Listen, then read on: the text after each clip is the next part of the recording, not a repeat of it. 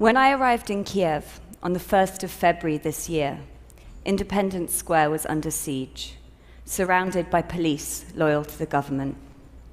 The protesters who occupied Maidan, as the square is known, prepared for battle, stockpiling homemade weapons and mass-producing improvised body armor. The Euromaidan protests began peacefully at the end of 2013, after the president of Ukraine, Viktor Yanukovych, rejected a far-reaching accord with the European Union in favor of stronger ties with Russia. In response, tens of thousands of dissatisfied citizens poured into central Kiev to demonstrate against this allegiance. As the months passed, confrontations between police and civilians intensified. I set up a makeshift portrait studio by the barricades on Hrushevskoho Street.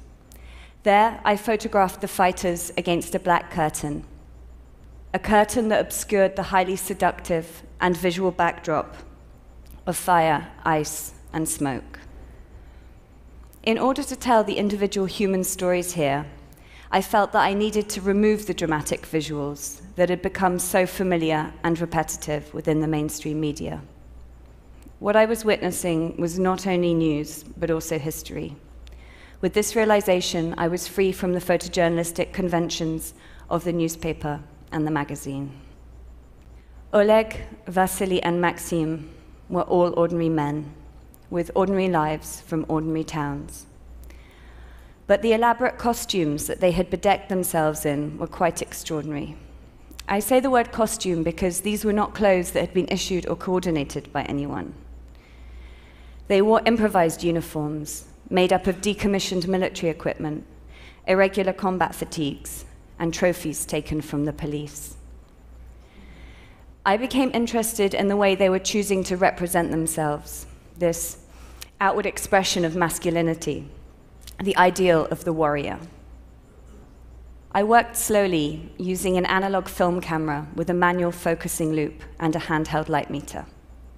The process is old-fashioned. It gives me time to speak with each person and to look at them in silence while they look back at me.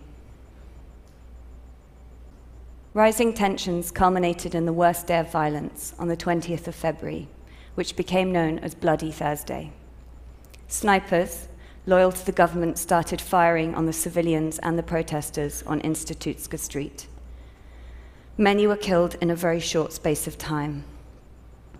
The reception of the Hotel Ukraina became a makeshift morgue. There were lines of bodies laid in the street, and there was blood all over the pavements.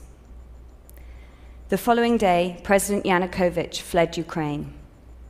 In all, 3 months of protests resulted in more than 120 confirmed dead and many more missing. History unfolded quickly, but celebration remained elusive in Maidan. As the days passed in Kiev's central square, streams of armed fighters were joined by tens of thousands of ordinary people filling the streets in an act of collective mourning. Many were women who often carried flowers that they had brought to lay as marks of respect for the dead. They came day after day, and they covered the square with millions of flowers. Sadness enveloped Maidan. It was quiet, and I could hear the birds singing. I hadn't heard that before. I stopped women as they approached the barricades to lay their tributes and asked to make their picture. Most women cried when I photographed them. On the first day, my fixer M&A and I cried with almost every woman who visited our studio.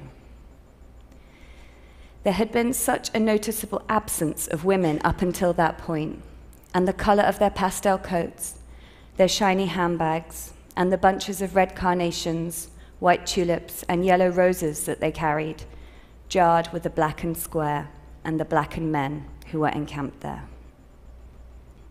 It is clear to me that these two sets of pictures don't make much sense without the other. They are about men and women and the way we are, not the way we look, but the way we are. They speak about different gender roles in conflict, not only in Maidan and not only in Ukraine. Men fight most wars, and women mourn them. If the men show the ideal of the warrior, then the women show the implications of such violence. When I made these pictures, I believed that I was documenting the end of violent events in Ukraine, but now I understand that it is a record of the beginning. Today, the death toll stands around 3,000, while hundreds of thousands have been displaced. I was in Ukraine again 6 weeks ago. In Maidan, the barricades have been dismantled, and the paving stones which were used as weapons during the protests replaced, so that traffic flows freely through the center of the square. The fighters, the women, and the flowers are gone. A huge billboard depicting geese flying over a wheat field covers the burnt-out shell of the trade unions building and proclaims, "Glory to Ukraine, glory to heroes." Thank you.